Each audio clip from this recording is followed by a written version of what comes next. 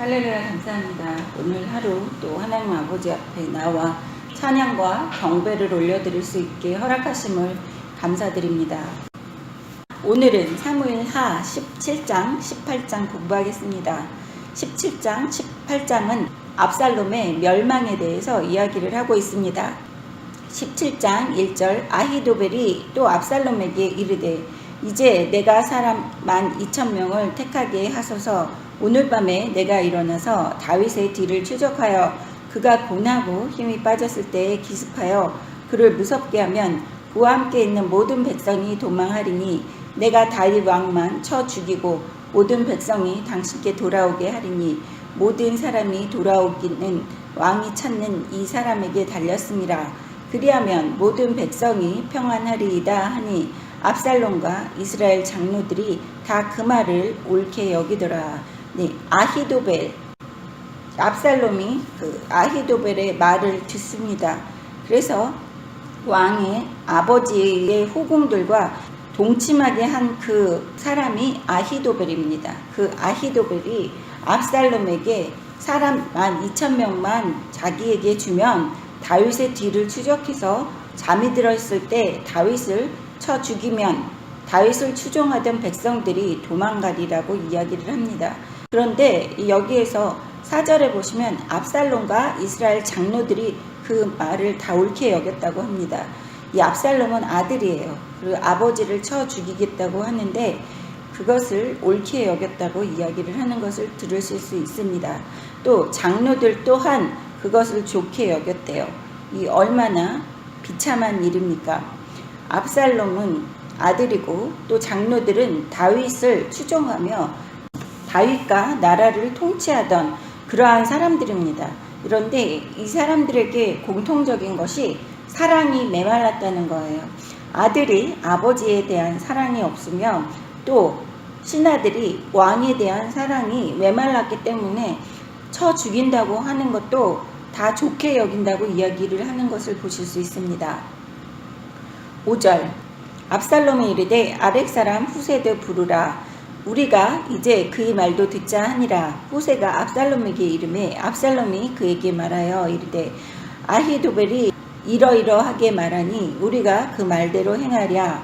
그렇지 아니하거든 너는 말하라 하니 후세가 압살롬에게 이르되 이번에는 아히도벨이 베푼 계략이 좋지 아니하니이다 하고 또 후세가 말하되 왕도 아시거니와 왕의 아버지와 그의 추종자들은 용사라. 그들은 들에 있는 곰이 새끼를 빼앗긴 것 같이 격분하였고 왕의 부친은 전쟁에 익숙한 사람인즉 백성과 함께 자지 아니하고 지금 그가 어느 굴에나 어느 곳에 숨어 있으리니 혹 무리 중에 몇이 먼저 엎드러지면 그 소문을 듣는 자가 말하기를 압살롬을 따르는 자 가운데에서 패함을 당하였다 할지라. 비록 그가 사자 같은 마음을 가진 용사의 아들일지라도 낙심하리니 이는 이스라엘 무리가 왕의 아버지는 영웅이요 그의 추종자들도 용사인 줄을 알미니이다. 나는 이렇게 계략을 세웠나이다. 온 이스라엘을 단부터 브엘세바까지 바닷가의 많은 모래같이 당신께로 모으고 친히 전장에 나가시고 우리가 그 만날 만한 곳에서 그를 기습하기를 이슬이 땅에 내림같이 우리가 그의 위에 덮여 그와 그 함께 있는 모든 사람을 하나로도 남겨주지 아니할 것이요. 또 만일 그가 어느 성에 들었으면 온 이스라엘이 밧줄을 가져다가 그 성을 강으로 이끌어들여 그 곳에 작은 돌 하나도 보이지 아니하게 할 것이니이다 하매. 네, 여기에서 보시면 아히도벨의 계략사의 말을 듣고 행실에 옮기는 것이 아니라 후세의 말까지 듣고 싶어하는 압살롬을 볼 수 있습니다. 다윗이 자신의 친구 후세를 압살롬 곁에 두는 이러한 계략을 먼저 장에서 보실 수 있었는데 이 후세가 지금 압살롬에게 아히도벨이 말한 것이 옳지 않다고 이야기하는 것을 보실 수 있습니다. 그래서 여기에서 후세는 그 다윗이 전쟁터에 익숙한 사람이고 어느 굴에서나 어느 곳에 숨어 있는지 아무도 모르기 때문에 압살롬이 보내는 아히도벨의 군사 12,000명이 전멸할 수 있다고 이야기를 합니다. 그러면서 후세는 모든 이스라엘 사람들을 모아서 아버지가 있는 곳으로 가서 그들을 쳐무찌르자고 이야기하는 것을 보실 수 있습니다. 여기에서 후세의 계략이 아히도벨의 계략보다 뛰어나다고 생각을 하는 압살롬을 보실 수 있습니다. 14절 압살롬과 온 이스라엘 사람들이 이르되 아렉 사람 후세의 계략은 아히도벨의 계략보다 낫다 하니 이는 여호와께서 압살롬에게 화를 내리려 하사 아히도벨 좋은 계략을 물리치라고 명령하셨음이더라. 네, 여기에서 아히도벨의 12,000명의 그러한 계략과 후세의 계략, 즉 모든 이스라엘 추종자들을 모아서 압살롬이 직접 다윗을 기습하여 그 사람들을 다 쳐 죽이자고 하는 그 계략을 보실 수 있습니다. 근데 여기에서 중요하신 것은 14절에 여호와께서 압살롬에게 화를 내리려 하사, 여호와께서 압살롬에게 화를 내린다, 벌을 주게 하시고 망하게 하시기 위해서 아히도벨의 좋은 계략을 듣지 못하게끔 명령하셨다는 거예요. 그래서 우리 앞에 아무리 좋은 것이 있다고 해도 우리의 눈을 가리시고 우리를 망하게 하시는 것도 하나님의 뜻이라는 겁니다. 그래서 사람들은 내 인생이, 나의 모든 것이 내 계략으로 내가 똑똑해서 이루어진다고 생각을 하지만 하나님께서 이렇게 좋은 계략도 보이지 못하게끔 압살롬에게 만들어 놓으시는 것을 보실 수 있어요. 그래서 우리는 왔다가 가는 안개와 같다고 하는 그 말과 같이 또 하나 우리가 깨우칠 수 있는 것이 그 안개와 같은 인생 안에서도 내가 내 삶을 계획하고 내가 살아가는 것이 아니라 하나님께서 이렇게 하나부터 10까지 주관하셔서 압살롬에게도 망하게 하시기 위해서 그 좋은 것을 좋은 것으로 보지 못하게끔 하시는 일들을 우리는 여기에서 보실 수 있습니다. 그 하나님의 자녀들은 모두들 하나님께 납작 엎드려서 하나님의 뜻대로만 움직여야지만 내가 내 삶에서 실족하거나 내 삶이 망하는 삶이 아니라 흥하는 삶을 살 수 있다는 것을 여기에서 보실 수 있습니다. 후세의 계략에 넘어가는 그 압살롬은 하나님의 뜻이라는 것이죠.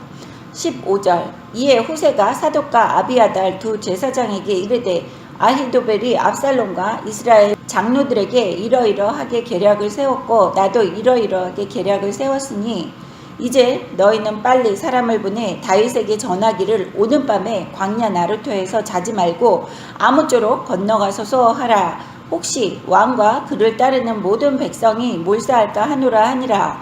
그때 요나단과 아히마아스가 사람이 볼까 두려워하여 감히 성에 들어가지 못하고 에느로겔가에 머물고 어떤 여종은 그들에게 나와서 말하고 그들은 가서 다윗 왕에게 알리더니 한 청년이 그들을 보고 압살롬에게 알린지라. 그 두 사람이 빨리 달려와서 바후림 어떤 사람이 집으로 들어가서 그의 뜰에 있는 우물 속으로 내려가니 그 집 여인이 덮을 것을 가져다가 우물 아기를 덮고 찌은 곡식을 그 위에 널매 전혀 알지 못하더라. 압살롬의 종들이 그 집에 와서 여인에게 묻되 아히마아스와 요나단이 어디 있느냐 하니 여인이 그들에게 이르되 그들이 시내를 건너가더라 하니 그들이 찾아도 만나지 못하고 예루살렘으로 돌아가니라. 네, 여기에서 보시면 후세가 아히도벨의 계략과 자신의 계략이 어떻게 이루어졌는지를 아히마아스와 요나단을 보내서 다윗에게 강가에서 머물지 말고 광야 나루토에서 자지 말고 꼭 건너가서 자라고 이야기를 하면서 압살롬의 계략을 폭로합니다. 21절 그들이 간 후에 두 사람이 우물에서 올라와서 다윗 왕에게 가서 다윗 왕에게 말하여 이르되 당신들은 일어나 빨리 물을 건너가소서. 아히도벨이 당신들을 해하려고 이러이러하게 계략을 세웠나이다. 다윗이 일어나 모든 백성과 함께 요단을 건널새 새벽까지 한 사람도 요단을 건너지 못한 자가 없더라. 아히도벨이 자기 계략이 시행되지 못함을 보고 나귀의 안장을 지우고 일어나 고향으로 돌아가 자기 집에 이르러 집을 정리하고 스스로 목매어 죽음에 그의 조상의 묘에 장사되니라. 여기에서 보시면 아히도벨이 자기 계략이 시행되지 못함을 보고 압살롬이 성공할 계획이 매우 희박하다는 점을 벌써 알고 자신은 또 다윗에게 죽을 것이라는 것도 미리 예견을 한 것 같습니다. 그래서 아히도벨이 이 계략이 시행되지 못한 자신의 그 자존심과 또 시행되지 못하고 후세의 계략으로 인해서 압살롬이 패하고 다윗이 다시 왕으로 돌아왔을 때 자신이 살아남지 못한다는 것을 미리 알아차린 그 아히도벨이 자신의 목숨을 끊는 것을 보실 수 있죠. 이 자살이라는 것이 자신이 한 행동에 대해서 뉘우치기보다는 책임 회피하는 도구로서 시행되는 모습을 보실 수 있습니다.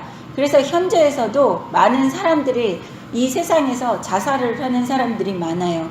우리나라가 자살하는 OECD 국가 1위라고 하는데 그 자살 또한 현실을 직시하지 못하고 현실을 해결을 하지 못하고 자신의 도피처로 생각하는 것이 자살이라는 것입니다. 그래서 우리는 자살을 하면 지옥에 간다는 것을 알아야지 됩니다.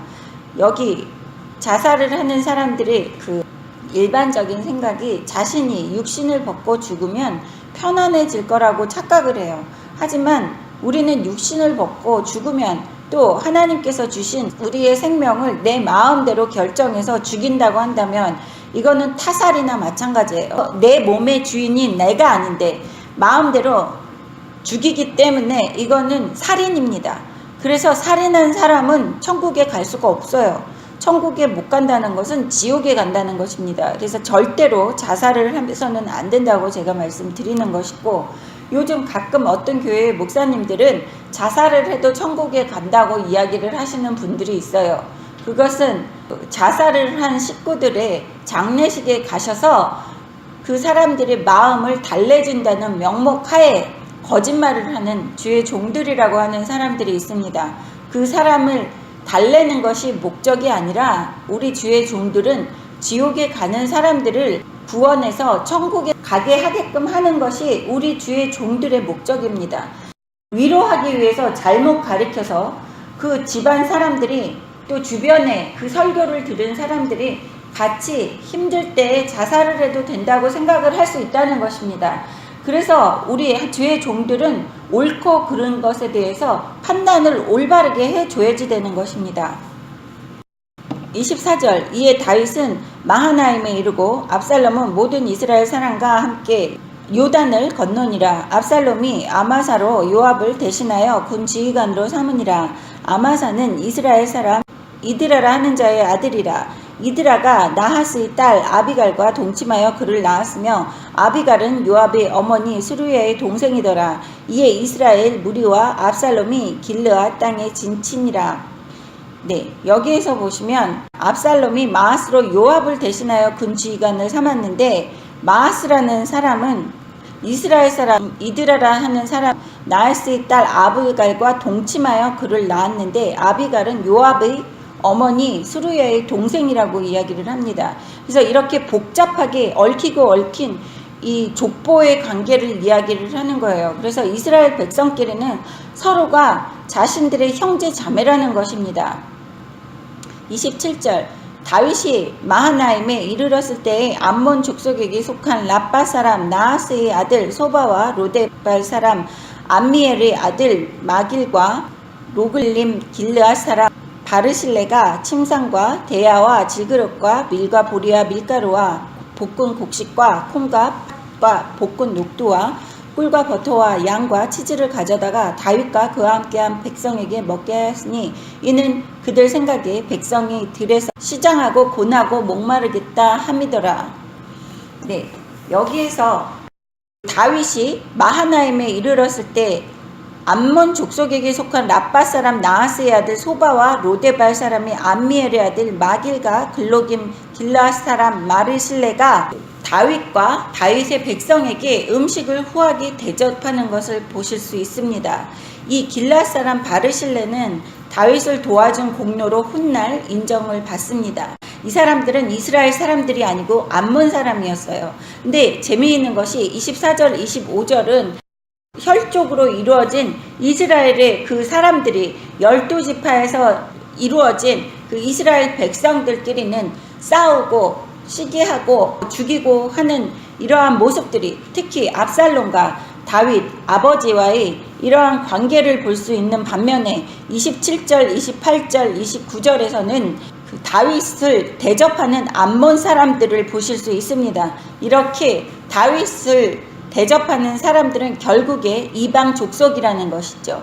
이것은 예수님께서 십자가에서 못 박히고 돌아가신 것도 이스라엘 백성의 유다 지파에서 다윗의 후손으로 태어난 예수님을 메시아로 인정을 안 하고 같은 혈족임에도 불구하고 십자가에 못 박히게 하셨는데, 우리 이방 족속인 지금 현재를 살고 있는 우리들과 그 예수님께서 십자가에 못 박히고 돌아가신 다음에 이후에 태어난 사람들이 예수님을 진정한 그리스도로 알고 믿고 따르는 그 이방 민족들이 예수님을 더 대접하고 인정을 하는 이러한 모습을 여기에서도 보실 수 있는 것입니다. 암몬 족속이고 이방 족속인데 다윗을 대접하고 다윗의 백성을 또 먹고 마시게끔 하는 것을 보실 수 있습니다.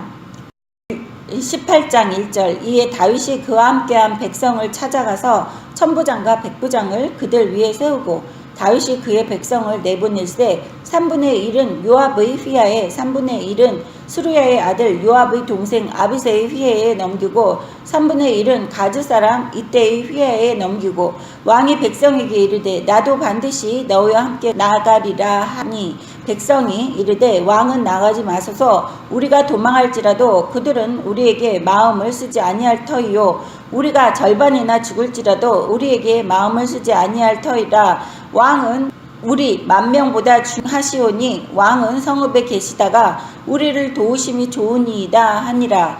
왕이 그들에게 이르되 너희가 좋게 여기는 대로 내가 행하리라 하고 문 곁에 왕이 섬의 모든 백성이 100명씩 1000명씩 대를 지어 나가는지라. 왕이 요압과 아비새와 이때에게 명령하여 이르되 나를 위하여 젊은 압살롬을 너그러이 대우하라 하니 왕이 압살롬을 위하여 모든 군 지휘관에게 명령할 때 백성들이 다 들으니라. 여기에서 보시면 다윗이 요압, 아비새, 이때 이렇게 군대를 셋으로 나누고 그 셋이 나가서 싸우게끔 하는 것입니다. 그때 3절에 보시면 왕은 나가지 말라고 백성들이 이야기를 하는 것을 보실 수 있습니다. 지금도 그렇고 우리가 모든 일에서 우두머리가 패하면 그 밑에 졸개들, 그 부하들은 아무것도 아닌 것이 되지요. 5절에 보시면 왕이 요압과 아비새와 이때에게 명령하여 이르되 나를 위하여 젊은 압살롬을 너그러이 대우하라 하니, 다윗이 자신을 죽이러 오는 아들 압살롬을 너그러이 생각해서 용서해 주라고 그 군대를 거느리고 나가는 자기의 부하들에게 이야기를 하는 것을 보실 수 있어요. 이렇게 부모는 자식을 사랑하는 마음이 나를 죽이려고 해도 내 아들은 너그럽게 용서해 달라고 군대의 지휘관들에게 이야기를 하는 다윗을 보실 수 있습니다.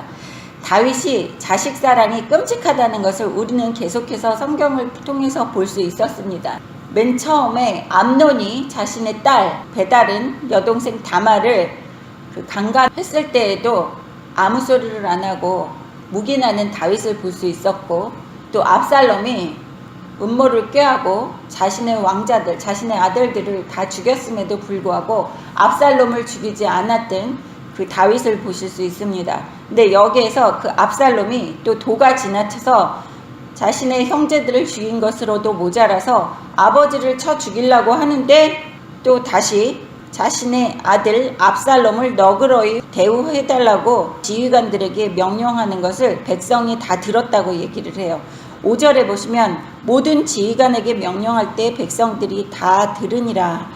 다윗은 당연히 알고 있는 것이에요. 이 군대들이 자신의 아들을 죽일 거라고 생각을 해서 노파심에 절대로 자기 아들을 죽이지 말라고 신신당부하는 다윗을 보실 수 있습니다.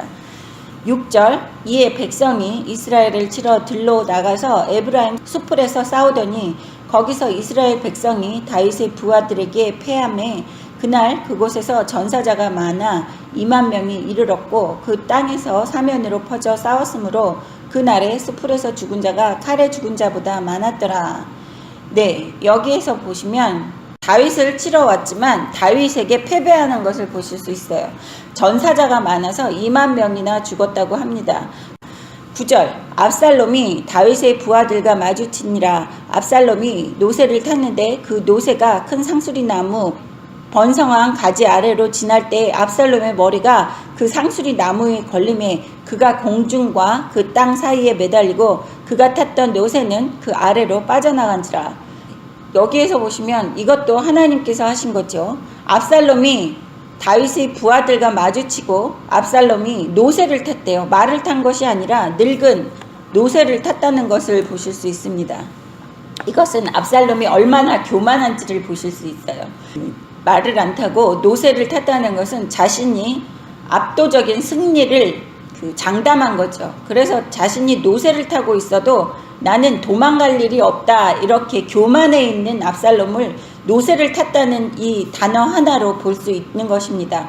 그랬는데 압살롬이 다윗의 부하들을 보고 도망가다가 상수리 나무에 번성한 가지에 목이 걸린 거예요. 목이 걸려서 대롱대롱 매달리고 노새는 도망가고, 하나님께서 이렇게 목을 매달아 놓으신 거예요. 10절 한 사람이 보고 요압에게 알려 이르되 내가 보니 압살롬이 상수리 나무에 달렸더이다 하니, 요압이 그 알린 사람에게 이르되 네가 보고 어찌하여 당장에 쳐서 땅에 떨어뜨리지 아니하였느냐. 내가 너에게 은 10개와 띠 하나를 주었으리라 하는지라. 그 사람이 요압에게 대답하되 내가 내 손에 은 1000개를 받는다 할지라도 나는 왕의 아들에게 손을 대지 아니하겠나이다. 우리가 들었거니와 왕이 당신과 아비새와 이때에게 명령하여 이르시기를 삼가 누구든지 젊은 압살롬을 해하지 말라 하셨나이다. 아무 일도 왕 앞에는 숨길 수 없나니 내가 만일 거역하여 그의 생명을 해하였더라면 당신도 나를 대적하였으리이다 하니. 네, 여기에서 어떤 사람이 그 압살롬이 상수리 나무에 목이 대롱대롱 매달려 있는 것을 보고 그 요압에게 가서 이르는 거예요. 다윗의 사촌 동생 요압이 왜 쳐서 땅에 떨어뜨리지 아니하였느냐, 왜 죽이지 아니하였느냐는 거죠. 죽였으면 은 10개와 띠 하나를 주었다고 이렇게 얘기하는 것을 보실 수 있습니다. 은 13개과 공로를 세운 이에게 주는 훈장이나 휘장 같은 것을 띠라고 이야기합니다. 그래서 여기에서 훈장을 주었을 것이다 그랬는데, 이 사람이 이야기하는 것은 내가 왕이 죽이지 말라고 한 것을 다 들었는데 은 1000개를 받는다고 해도 왕의 아들에게 나는 손을 대지 않을 겁니다. 내가 만약 압살롬을 죽였다고 해도 요압인 당신이 나를 죽였을 것입니다. 나를 대적했을 것입니다. 라고 이야기하는 것을 보실 수 있습니다. 여기에서 압살롬의 죽음은 그의 자랑거리이며 매력 요소였던 머리에서 연유됩니다. 성경은 압살롬의 머리털이 무거워서 연말에 자릴 때마다 무려 200세겔 곧 2.3kg 정도 되었다고 말을 하는 것이 14장 25절 26절에 보실 수 있습니다. 1년에 한 번만 잘랐나 봐요. 압살롬이 머리카락이 그 가지에 엉겨붙은 것이죠. 그래서 이것은 상징적인 의미를 내포하고 있는 것입니다.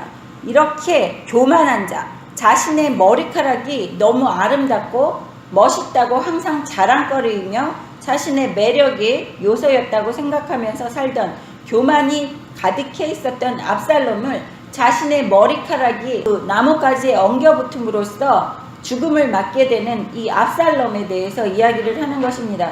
그래서 내가 갖고 있는 내 교만, 내가 갖고 있는 나의 자랑거리가 그것이 오히려 올무가 돼서 나를 엮어 묶고 하나님 앞에 그 죄를 짓게끔 만들 수도 있다는 것입니다. 자신의 교만을 항상 경계해야지 된다는 것이, 그래서 이렇게 이야기가 나오는 것입니다. 14절 요압이 이르되 나는 너와 같이 지체할 수 없다 하고 손에 작은 창 셋을 가지고 가서 상수리 나무 가운데서 아직 살아있는 압살롬의 심장을 찌르니 요압의 무기를 든 청년 10명이 압살롬을 에워싸고 쳐 죽이니라. 요압이 가서 압살롬의 심장을 찔렀다고 합니다. 그래서 요압을 따르던 무리 청년 10명이 압살롬을 에워싸고 쳐 죽였다고 해요. 이것은 맨 처음에 선봉에 서는 사람의 행동이 얼마나 중요한지를 보실 수 있다는 것이에요. 그래서 맨 처음 요압이 죽이는 모습을 보면 가정에서는 그 우두머리인 제사장 아버지가 어떠한 행동을 하며 하나님을 어떻게 섬기느냐에 따라서 그 가족의 모든 일원들이 하나님을 섬기는 방법이 그 가정의 우두머리인 제사장 아버지가 섬기는 방식대로 섬긴다는 거예요. 다윗이 압살롬을 너그러이 대접하라고 이야기를 했음에도 불구하고 요압은 다윗의 말에 순종을 하지 않는 것을 보실 수 있습니다. 무시한다는 것이죠. 요압 자신이 왕이 된 것처럼 행동을 하는 거예요. 요압이 시작을 했기 때문에 요압 주변에 있던 청년들이 압살롬을 같이 쳐 죽이는 것을 보실 수 있습니다. 그래서 모든 것의 시작은 신중하게 해야지 되는 거예요. 그리고 모든 사람의 우두머리가 누군지에 따라서 우리의 행동이 달라질 수 있기 때문에 우리가 줄서기도 잘해야지 된다는 것입니다. 줄서기를 잘하고 우리가 하는 행동이 이것이 하나님이 기뻐하시는 행동인지 아닌지를 보고 내가 행동을 하고 그 주변 사람들이 나의 행동으로 인해서 같이 동요를 되는지 안 되는지도 우리가 생각을 하고 행동을 해야지 된다는 것이에요.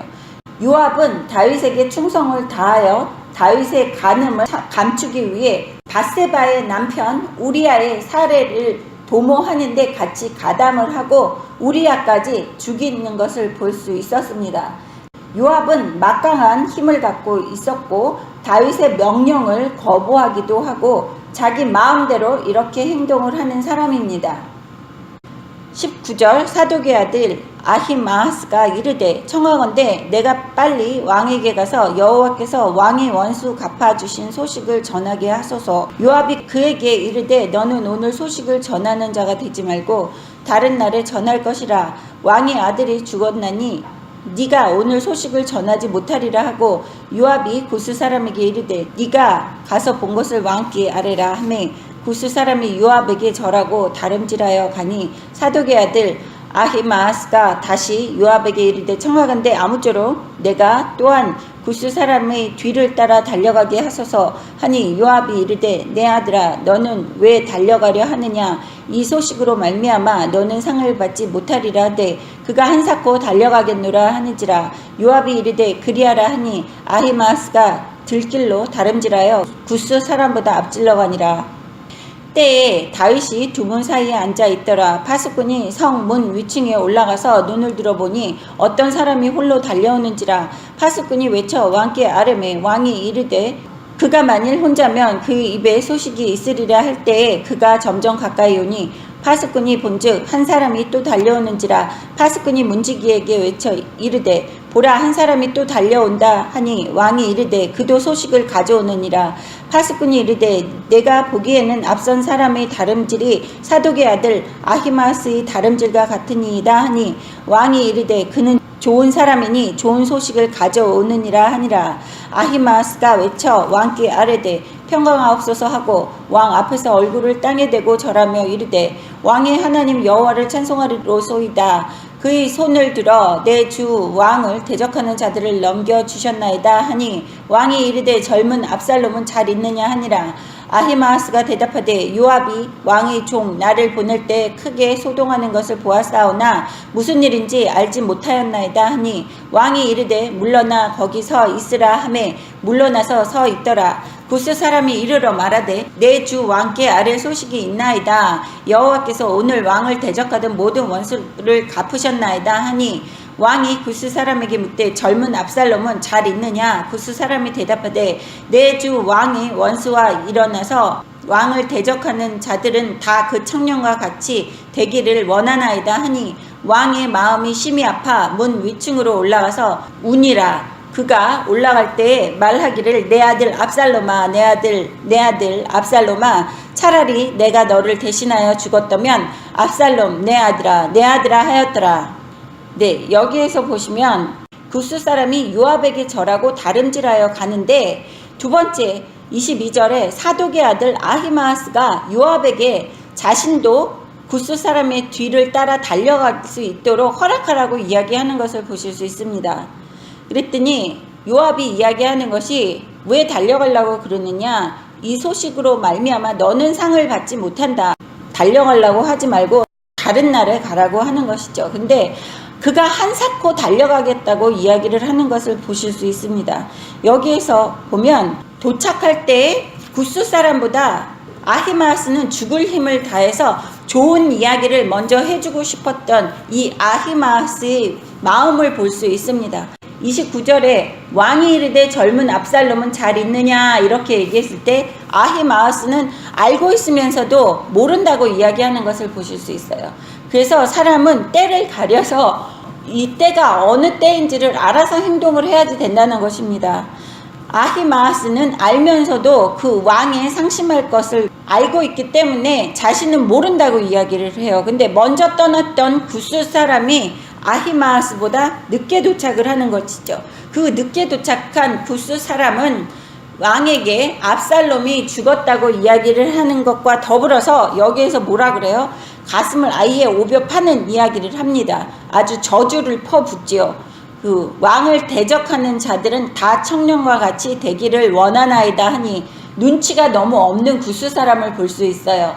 다윗이 그 자신의 압살롬을 너그럽게 대하라고 이야기를 했을 때 모든 이스라엘 백성들, 지혜로운 사람들은 왕이 압살롬을 사랑한다는 것은 알 수 있었을 것입니다.